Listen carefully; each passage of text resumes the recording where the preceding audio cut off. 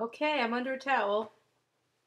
I just I just highlighted my hair, but I never have the patience to wait long enough, so it's always sort of a red highlight. Anyway, anywho, I got to a tipping point, and the tipping point is that I have to get a divorce. I have to let it unfold, but it is going to happen. It is not what I want, but absolutely what is essential for my peace and happiness. And I think that that's what we need in our lives, peace and happiness. I have no idea. He's been gone the whole weekend. It's our anniversary weekend, too. I haven't had a good anniversary in maybe 5 or 6 years. He has deserted me every time and spent all the money, so we couldn't do anything fun. Anyway, oh, okay. Now let's get to HCG crap. Every night since my load, I have been hungry until tonight. I think it's three, I've done 3 whole days. It is so true. You feel hungry and then you stop feeling hungry. And I don't even have any agita. I'm just not hungry. It is a beautiful thing. This is why HCG works. We forget about this part when we're like in our third or fourth round because you just start to like go any feeling is like, oh, I'm hungry, fuck this. And you got to get over it, the hump. What happens is, and I've said it before, you lose weight, you get down to a weight that's less than where you were, you're fitting in smaller sizes. For me, it was like a 22 to a 16, and for me, that's, 16 is a size of, I'm a big girl, and this is 16 is not so terrible. For some people, 16 is the beginning of their horrible fatness. So, they have to get down to a 4 and then they're happy or whatever. No. But even if you start at a 16 and you get down to a 10, you start to get comfortable. And in that comfort, food cravings call you strongly or stronger than they did when you were a size 16, 22, or wherever it was. Because it's like, you're losing weight, so you override it mentally.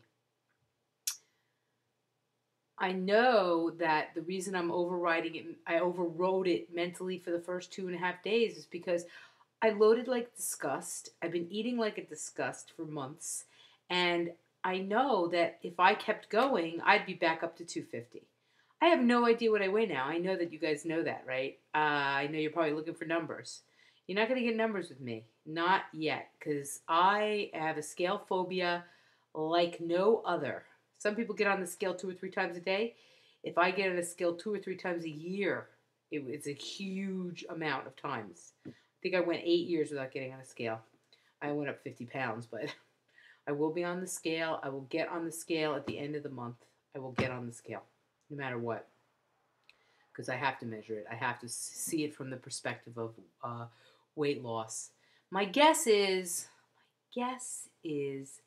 I'm approximately 222 or something around there. I'm at Jenny's starting weight. I think she weighed 222. Somebody did. I know 222.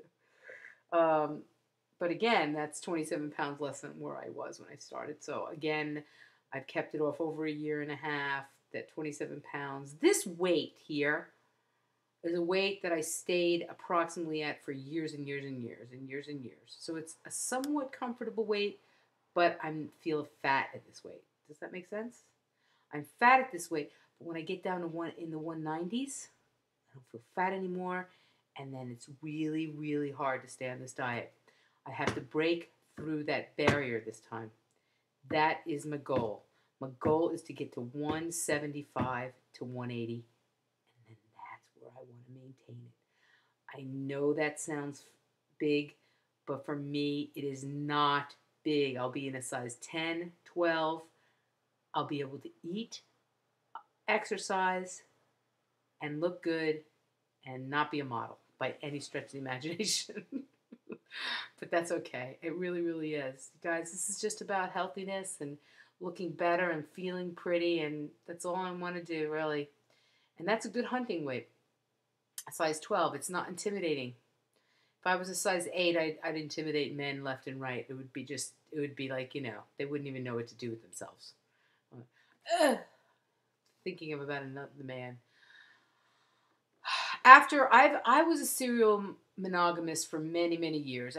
I never was in a relationship for more than 3 years. I had 2 marriages before Rick, and so this is the third marriage. I was determined, very determined, to make this marriage last and to override any issues or problems.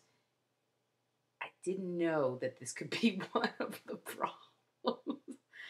I had no idea. I had no idea what this would look like, So I did my best. I can honestly say I gave it 110%. I had somebody who was giving 10%.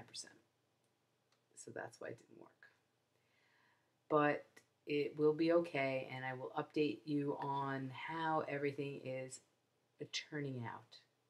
Bye.